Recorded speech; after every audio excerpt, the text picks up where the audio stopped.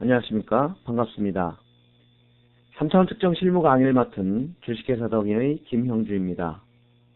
지금부터 3차원 측정의 기초에 대한 강의를 시작하겠습니다. 이번 시간에는 3차원 측정을 본격적으로 시작하기에 앞서서 측정의 기본적인 사항들을 살펴보도록 하겠습니다. 먼저 3차원 측정기의 발전 배경입니다. 기술이 발전함에 따라서 생산되는 제품이 점점 더 복잡다양해지고 생활 수준이 향상될수록 제품의 성능과 품질 향상에 대한 요구가 증가하게 됩니다. 가공이라는 측면에서 보면 공작기계가 발달함에 따라서 수동식으로 가공하던 제품을 CNC 공작기계로 가공하게 되었습니다. 따라서 기존의 측정 방식으로는 더 이상 품질 관리가 어렵게 되었고 자연히 측정해도 생산성 향상을 위한 획기적인 방법이 필요하게 되었습니다. 위에서 언급한 즉 고전적인 방법으로는 더 이상 측정이 곤란한 이러한 문제점들을 해결할 수 있는 유일한 대안이 현재로선 3차원 측정기입니다. 바로 이러한 점이 3차원 측정기 발전의 주요 배경이라 하겠습니다. 다음은 정밀도의 개념을 간단히 살펴보겠습니다. 일반적으로 정밀도는 치수를 의미하는 경우가 많습니다. 자, 그런데 왼쪽 그림과 같은 경우에는 치수를 어떻게 해석해야 될지에 대해서 같이 생각해 보겠습니다. 지금 그림과 같이 양 단면이 평행하지 않은 경우에 1번과 2번 그리고 3번 중에서 어느 부분을 이 제품의 치수라고 해야 하겠습니까? 물론 용도에 따라서는 이 중에 하나를 결정할 수도 있겠지만 여기에는 양 단면이 평행하게 가공되어야만 정확한 치수가 결정될 수 있다는 기본적인 전제가 필요합니다. 다음은 오른쪽 그림과 같은 경우를 가정해 보겠습니다. 전체적으로 볼 때 평균적인 면은 평행하게 가공된 것 같지만 자기 자신이 가지고 있는 면 자체가 불균형한 경우라면 마찬가지 경우가 발생하게 됩니다. 1과 2 그리고 3번 중에서 어느 부분을 치수로 결정해야 될지가 대단히 애매하게 되는 것입니다. 여기서는 측정해야 할 면이 이상적인 형상을 가져야만 정확한 측정이 가능하다는 또 다른 전제를 암시하고 있는 것입니다. 이렇게 본다면 정밀도라는 것은 기본적으로 치수가 아니고 가공된 부분의 모양과 그리고 각 부분 사이의 상대적인 자세나 또는 위치가 중요하다는 것을 알 수 있습니다. 이와 같이 치수 정밀도를 확보하기 위해서 가공 형상의 모양이나 자세 또는 위치 정밀도 등에 대해서 규정한 것이 기하 편차이고 기하 편차의 허용량을 기하 공차라고 합니다.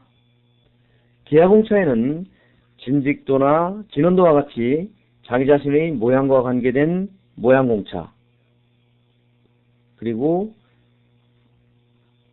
평행도나 직각도와 같이 데이텀과의 상대적인 자세에 대해서 규정하는 자세 공차 또한 위치도나 동심도와 같이 데이텀과의 위치 관계에 대해 규정하는 위치 공차와 흔들림 공차 등이 있습니다. 기하 공차는 제2차 세계대전 당시에 가공은 분산시키고 조립은 집중시키던 방식을 취하던 미국의 군수공장에서 조립성과 호환성을 확보하기 위한 방안으로부터 출발하였습니다. 우리나라에는 1970년대 후반에 방위산업 육성과 더불어서 본격적으로 보급되기 시작했는데 현재는 대부분의 회사에서 사용하고 있습니다. 특히 정제성을 중요시하는 대량 생산 방식에서는 기하공차가 더욱더 중요한 기능을 차지하고 있습니다. 기하공차를 기준으로 볼 때 매크로 측면에서는 치수 그리고 마이크로 측면에서는 표면 거칠기가 자리 잡고 있다고 볼 수 있습니다. 표면 거칠기는 모양 편차의 일부를 확대해서 해석하는 것으로서 조립성보다는 마모 특성이나 반사율과 같은 제품의 성능과 밀접한 관계가 있습니다. 이 부분은 마모나 마찰, 윤활 등과 관계된 트라이볼로지 분야에서 집중적으로 연구되고 있습니다. 다음은 가공과 측정에 대해서 몇 가지 문제를 생각해 보겠습니다. 지금 보시는 도면에는 여러 가지 복잡한 가공기호가 포함되어 있는데 지금부터 이들을 몇 가지로 분류해 보겠습니다. 참고로 여러분들께서는 이 항목들을 측정했을 때 그 결과가 어떤 단위를 가지게 되는지에 대해서 생각해 보시기 바랍니다. 우선 원의 지름과 원 중심까지의 좌표가 규제되어 있는데 우리가 일반적으로 치수라고 부릅니다. 그리고 원통의 각도와 평면의 표면 거칠기, 그리고 각종 기하공차가 규제되어 있는 것을 볼 수 있습니다. 이 부분에도 기하공차가 규제되어 있고 이 부분에도 기하공차가 규제되어 있습니다. 이러한 것들을 요약해보면 첫째는 치수, 둘째는 기하공차, 그리고 셋째는 각도와 넷째는 표면 거칠기로 구분할 수가 있습니다. 자, 여러분께서는 측정값의 단위를 생각해 보셨겠죠? 다음 페이지에서 함께 살펴보도록 하겠습니다.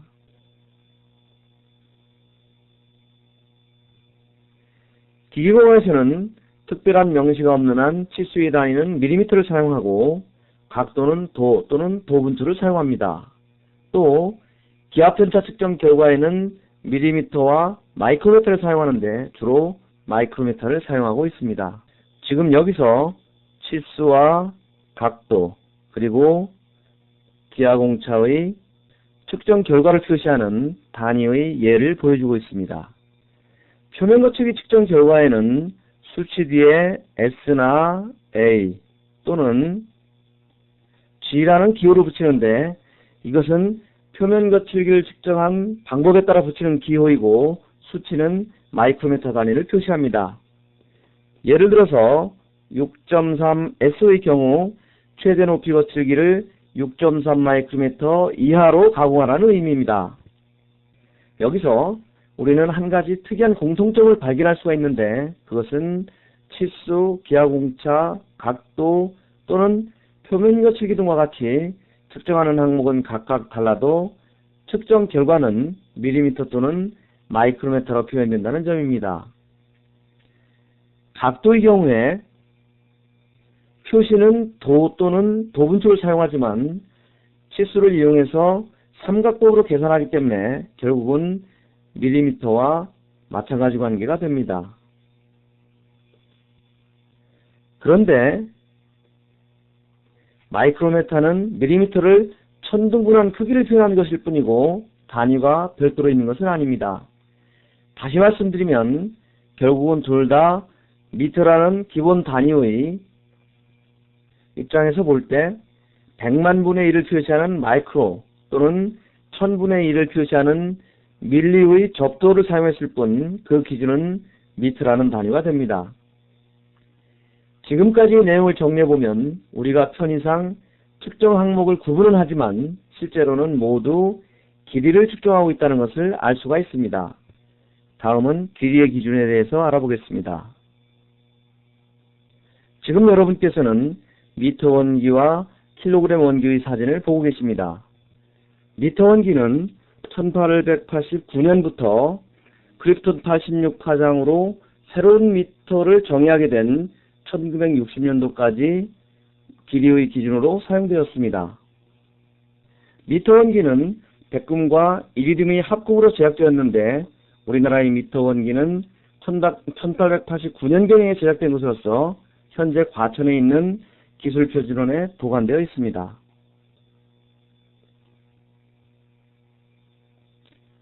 지금 보시는 사진은 현재 길이의 기준으로 사용되고 있는 레이저 발생장치입니다. 1983년에 열린 제17차 국제도량형 총회에서 비추의 속도를 새로운 미터 정의로 결정한 이래 지금까지 사용되고 있습니다. 따라서 현재는 미터 원기가 아니고 레이저 발생장치를 길이의 기준으로 사용하고 있습니다. 다음은 질량의 기준에 대해서 간단히 살펴보겠습니다. 길이와 밀접한 관계를 가지고 있는 단위 중에 하나가 질량입니다. 질량의 단위는 킬로그램인데 다른 단위들이 자연현상에 근거해서 정의된 반면에 질량은 국제 킬로그램 원기의 질량과 같다라고 인위적으로 만들어진 원기에 의해서 정의되어 있습니다. 킬로그램 원기는 지름과 높이가 각각 39mm인 원통이고 백금과 이리듐 합금으로 만들어졌습니다. 사진에서 보시는 것은 산화에 의한 부식을 방지하기 위해서 이중유리에 의해 외부 공기와 차단된 상태로 보관되고 있는 킬로그램 원기의 모습입니다. 다음은 길이의 단위와 정밀 측정에 대해서 알아보겠습니다. 현재 길이의 단위인 미터는 빛이 진공해서 약 3억분의 1초 동안 진행한 경로의 길이라고 정의되어 있습니다. 미터의 정의를 현시하기 위해서는 앞에서 말씀드린 헬륨-네온 레이저를 사용하지만 이것을 우리가 직접 산업 현장에서 사용할 수는 없습니다. 따라서 우리가 사용하는 실질적인 길이의 기준은 게이지 블록이나 스텝 게이지 블록과 같은 기준기들이라고 할 수 있습니다. 일반적으로 측정이라고 하면 재는 일을 말합니다. 측정은 우리들의 일상생활과는 아주 밀접한 관계가 있습니다. 예를 들면 시장에서 고기를 살 때 무게를 저울에 달아보는 일이나 예전에 쌀가게에서 쌀을 팔 때 한 말 또는 두 말로 되던 이러한 일들이 모두 측정에 해당되는 것입니다. 또 측정은 길이나 질량 또는 부피와 같은 도량의 측정뿐만 아니라 인장 강도나 연심률과 같은 물성의 측정이 있고 또는 재료의 화학성분 측정과 같은 매우 광범위한 측정이 이루어지고 있습니다. 우리가 이번 과정에서 취급하는 측정은 길이 측정 중에서도 기계 부품 측정으로 한정하면서 정밀 측정이라고 표현하겠습니다.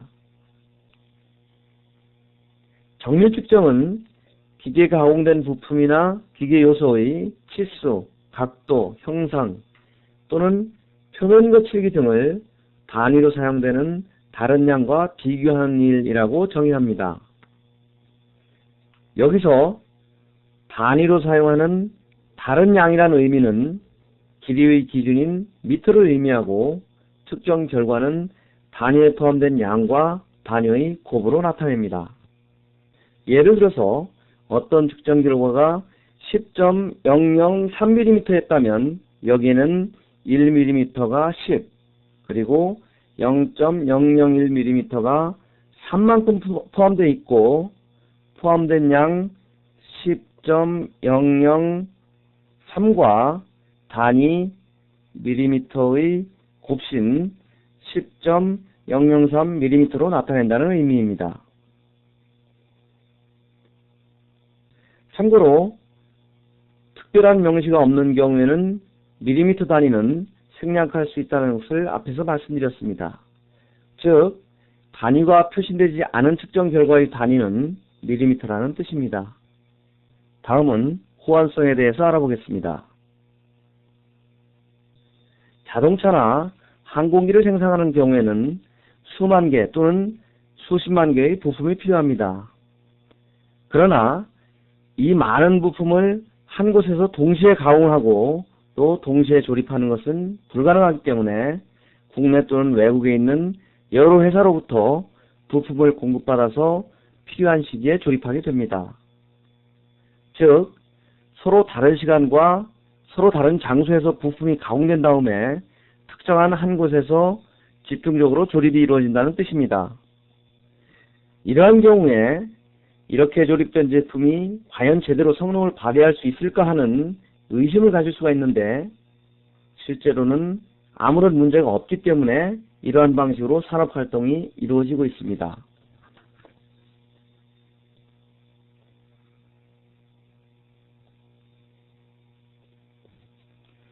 각기 다른 장소와 시간에 가공된 기계 부품을 한 곳에서 집중적으로 조립하더라도 그 기능을 충분히 발휘할 수 있는 특성을 호환성이라고 합니다. 위에서 언급한 분업 생산 방식은 바로 호환성이 유지될 수 있기 때문에 가능한 것입니다. 사실 우리가 산업 현장에서 추진하는 대부분의 일들이 호환성을 유지하기 위한 활동이라고 해도 과언이 아닙니다.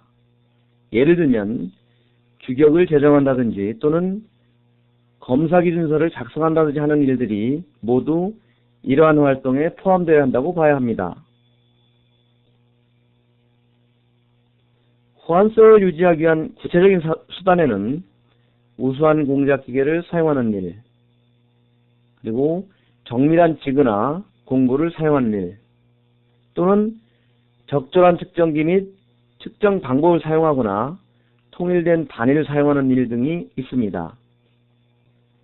만일 어떤 작업자가 사용하는 마이크로미터의 눈금이 0.01mm만큼 편차를 가지고 있다고 가정하면 그 작업자가 가공하는 부분, 다른 작업자가 가공하는 부분과 항상 0.01mm만큼의 차이가 나게 됩니다. 따라서 호환성을 유지할 수 없게 되는 것입니다. 사용적인 측정기에 대해서는 반드시 규정에 따라서 교정을 실시해야 하는 이유가 바로 여기에 있는 것입니다. 다음은 측정 방법과 측정 결과라는 문제에 대해서 살펴보겠습니다.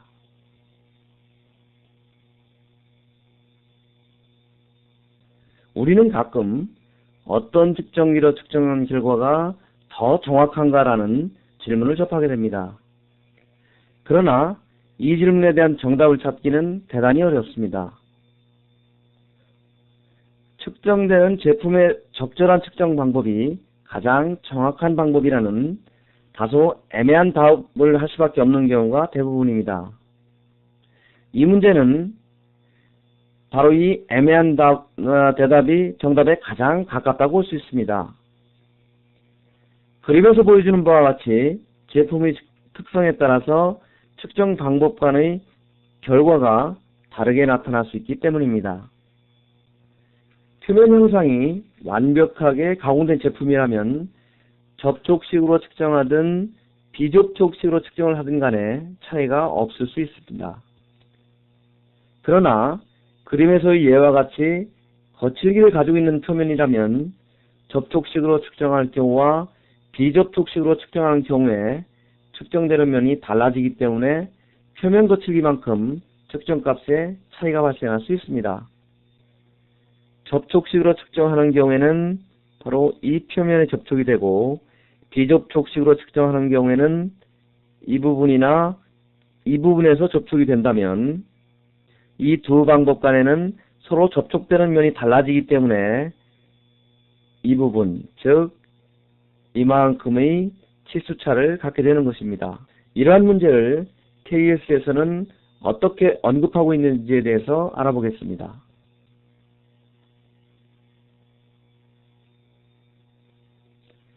제도 통칙에 의하면 길이 치수는 특별한 명시가 없는 한 그 대상물의 측정을 두 점 측정에 의해서 행해지는 것으로 지시한다라고 되어 있습니다. 마이크로미터와 같은 기존의 측정기로 측정하는 경우에 제품이 엔빌과 스핀들의 양면에 접촉돼서 측정하는 것처럼 생각되지만 사실은 접촉 부분을 확대해 보면 제품면 사이의 두 점 간의 거리를 측정한다는 것을 알 수가 있습니다. 그런데 여기서 같은 제품을 3차원 측정으로 측정한다면 어느 부분이 측정될 것인가에 대해서 생각해 볼 필요가 있습니다. 나중에 본격적으로 논의가 되겠지만 간단히 말씀드리면 일반적으로 면 전체의 평균값을 계산하게 되는 것입니다. 결과적으로 마이크로미터로 측정한 결과와 3차원 측정기로 측정한 결과는 차이를 가질 수밖에 없다는 것을 의미합니다. 기하공차의 도시 방법에서는 이 문제에 대해서 좀 더 구체적으로 언급하고 있습니다. 우선 기하공차를 지시하는 경우 가공 방법이나 측정 방법을 특정한 것에 한정하지 않는다는 것과 측정 또는 검사 시에 공차력의 정의에 대응하는 한 임의의 방법을 선택할 수 있다고 명시하고 있습니다. 다시 말하면 같은 제품이라도 서로 다른 방법으로 가공하고 또는 측정할 수 있기 때문에 방법에 따라서 그 결과에 차이가 있을 수도 있다는 것입니다. 따라서 앞에서 언급한 호환성을 확보하기 위해서는 상호간의 협의를 통해서 측정기 또는 측정 방법 등에 대한 내부 규정을 제정하고 관리하는 것이 필요합니다. 그런데 여기서 어떤 측정기, 어떤 측정 방법이 가장 적합한 것인지에 대한 문제가 또다시 등장하게 됩니다. 사실 이 문제에 대해서는 각 회사마다 처한 입장과 제품의 특성이 다르기 때문에 한 가지 답이 존재하기는 곤란합니다.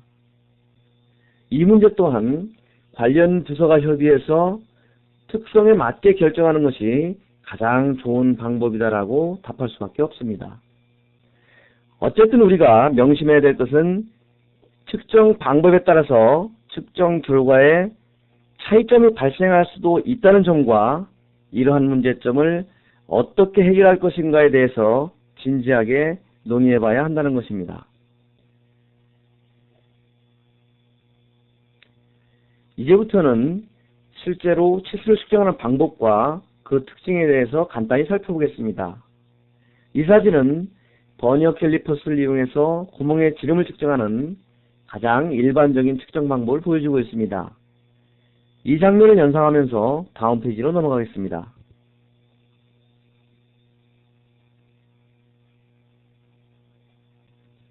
우리가 사용하는 측정기는 여러 가지 형태로 분류할 수가 있습니다. 그 중에서도 특히 측정의 차원에 따라서 분류해 보는 것이 필요합니다. 여기서 얘기하는 차원은 측정기의 X, Y 또는 G축에 해당하는 개념으로 볼 수 있습니다. 앞에서 보신 버니어 캘리퍼스나 마이크로메터와 같이 단순히 한 방향의 길이를 측정하는 측정기를 1차원 측정기라고 분류합니다. 하이트 게이지나 다이얼 게이지를 이용해서 높이를 재는 경우에도 마찬가지가 되겠습니다. 만일 우리가 원의 중심 좌표를 1차원 측정기로 측정한다고 가정하면 X와 Y를 각각 2번 측정해야 합니다. 그런데 1차원 측정기인 자를 서로 직각으로 구성해 놓고 여기에 센서와 센서의 위치를 지시하는 장치를 부착했다고 가정해 봅시다. 센서를 원의 중심에 위치시키고 양측의 위치를 동시에 읽으면 1차원 측정기로 2번 측정해야 할 항목을 한 번에 측정할 수가 있습니다. 이와 같이 두 축의 조합에 의해서 구성된 측정기를 2차원 측정기라고 하고 이때의 두 축을 각각 X축과 Y축으로 표현합니다. 1차원 측정기에서는 대부분 측정값을 직접 읽어내지만 2차원 측정기부터는 X와 Y라는 좌표를 이용해서 측정값을 계산하기 때문에 좌표 측정기라는 표현을 사용하기도 합니다. 공구현미경이나 투용지와 같은 측정기가 2차원 측정기에 속합니다. 2차원 측정기는 단지 두 축에 의해서 측정되기 때문에 평면상의 제품, 즉 두께가 아주 얇은 제품을 측정하는 데는 적합하지만 기계 가공 부품과 같이 부피를 갖는 경우에는 측정이 곤란합니다. 따라서 모든 부품을 측정하려면 서로 직각인 3개의 축을 갖는 측정기가 필요한데 이러한 측정기를 3차원 측정기라고 표현합니다. 3차원 측정기나 레이어온 머신 등을 예로 들 수가 있습니다. 3차원 측정기는 X와 Y 그리고 G라는 3개의 좌표를 이용해서 측정값을 계산해야 하기 때문에 컴퓨터의 도움이 없이는 사용하기가 곤란합니다. 현재 사용하는 모든 3차원 측정기는 컴퓨터가 부착되어 있고 3차원 측정기가 등장하면서 본격적으로 좌표 측정기라는 용어가 사용되기 시작했습니다. 일반적으로 좌표 측정기라고 하면 3차원 측정기를 의미하지만 요즘은 대부분의 측정값이 좌표를 이용해서 계산되기 때문에 엄밀히 말하자면 모든 측정기는 1차원이나 2차원 또는 3차원 좌표 측정기라고 볼 수 있습니다. 다음은 우리가 현장에서 일반적으로 사용하고 있는 정반 측정 방식에 대해서 알아보겠습니다. 다이얼 게이지를 이용한 진원도 측정이나 게이지 블록을 이용한 높이 측정과 같은 방법들이 지금까지 우리가 사용해온 가장 보편적인 측정 방법인데, 이러한 1차원적인 측정은 대부분 정반 위에서 이루어지기 때문에 정반 측정 방식이라는 표현을 쓰기도 합니다. 여기서 정반 측정 방식의 특징을 간단히 살펴보겠습니다.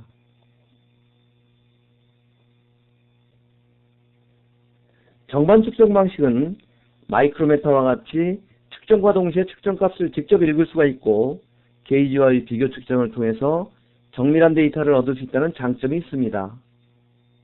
또한 원의 지름이나 블록의 폭과 같이 단순한 항목은 신속하게 측정할 수가 있고, 측정기의 가격이 싸면서 사용이 쉽다는 장점이 있습니다.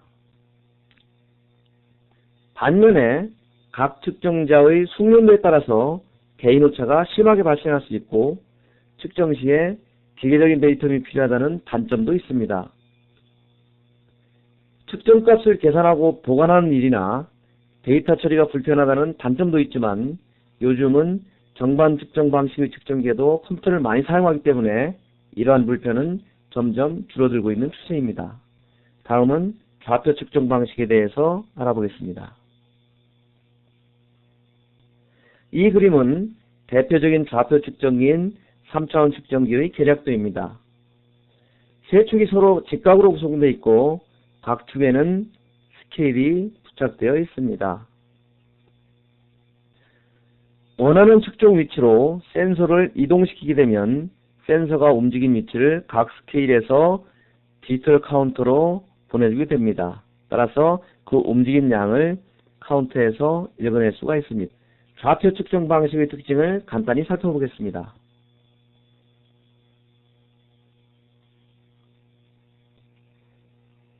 좌표 측정 방식을 사용하면 복잡한 영상도 간단하게 측정할 수가 있고, 각종 옵션 소프트웨어를 이용함으로써 응용 범위가 매우 넓다는 장점이 있습니다. 또한 데이터를 설정하는 데 필요한 시간을 절약할 수 있고, 다른 시스템과의 데이터 통신이 편리하다는 점과 대량 생산 시 CNC 3차원 측정기를 사용하면 실시간 품질 관리가 가능하다는 등의 장점이 있습니다. 그러나 3차원 측정기는 시스템이 복잡하기 때문에 보수 유지를 위한 노력이 필요하고, 정상적으로 활용하기까지는 일정한 시간과 관련 분야의 전문 지식이 필요합니다. 또한 온도나 진동 등에 민감하기 때문에 주변 환경을 잘 관리해야 하는 등의 어려움이 있습니다. 하지만 이러한 제약에도 불구하고 3차원 측정기의 보급은 계속 확대되고 있는 추세이고, 현재는 주로 측정시에 사용되지만 향후에는 측정 현장에서도 많은 비중을 차지할 것으로 예상됩니다. 다음은 3차원 측정기입니다. 지금 우리가 보고 있는 것은 상용화된 국산 3차원 측정기의 사진입니다. 3차원 측정을 위해서는 본체와 더불어서 소프트웨어를 운영하기 위한 컴퓨터 시스템과 전자제어 장치가 필수적입니다. 즉, 본체와 컴퓨터 시스템 그리고 전자제어 장치가 모여서 하나의 3차원 측정기를 구성하는 것입니다. 그러면 3차원 측정기의 정의에 대해서 알아보겠습니다. 3차원 측정기는 다음과 같이 두 가지로 요약해서 표현할 수가 있습니다. 우선 KS에서는 3차원 측정기란 서로 직교하는 안내와 안내의 이송량을 구하는 스케일 및 프로브를 가지고 각각의 이송량에서 프로브의 3차원 좌표값을 구하는 측정기라고 정의하고 있습니다. 그러나 이것은 단지 본체에 국한해서 정의한 내용이기 때문에 3차원 측정기의 기능 전체를 나타내기에는 다소 부족한 면이 있습니다. 따라서 기능적인 면을 추가해서 3차원 측정기란 물체의 표현 위치를 검출할 수 있는 프로브가 3차원 공간을 이동하면서 각 측정점의 공간 좌표를 검출하고 그 데이터를 컴퓨터가 처리함으로써 3차원적인 크기나 위치 또는 방향 등을 측정할 수 있는 만능 측정기다라고 종합적으로 정의할 수가 있습니다. 다음은 지금까지 3차원 측정기가 어떤 단계를 거쳐서 발전해 왔는지 3차원 측정기의 세대별 발전 단계를 살펴보겠습니다. 3차원 측정기가 개발된 시기를 정확하게 알 수는 없지만 1950년대부터 60년대 사이에 등장하는 것으로 추정하고 있습니다. 초창기에는 공구현미경과 같은 2차원 측정기에 지축장치를 부착하거나 또는 베어머신을 개조해서 사용해오던 형태인데 현재와 같은 형태의 3차원 측정기는 영국의 페란티에서 제작한 것이 그 시초라고 할 수 있습니다. 그 후 3차원 측정기는 리니어 스케일과 같은 디지털 위치 검출기와 컴퓨터 그리고 정밀 가공 기술이 발전함에 따라서 정밀도와 측정 속도 등에서 급격한 발전을 이룰 수가 있었습니다. 3차원 측정기 발전 단계를 명확하게 구분하기는 어렵지만 큐에서 보여주는 것과 같이 대략 4단계 정도로 분류할 수가 있는데 현재 우리가 사용하는 3차원 측정기는 3단계 또는 4단계인 것으로 볼 수 있습니다. 표에 나타난 것 외에도 초정밀 비접촉 측정기와 다관전식 측정 로봇, 그리고 진온도나 표면 거칠기 등의 특수한 전형 측정이 가능한 3차원 측정기도 등장하고 있는데 이들은 제5세대로 분류하기도 합니다. 이상으로 이번 시간 강의를 마치고 다음 시간부터는 3차원 측정기에 대해서 본격적으로 살펴보도록 하겠습니다. 이번 시간 강의를 마치겠습니다. 감사합니다.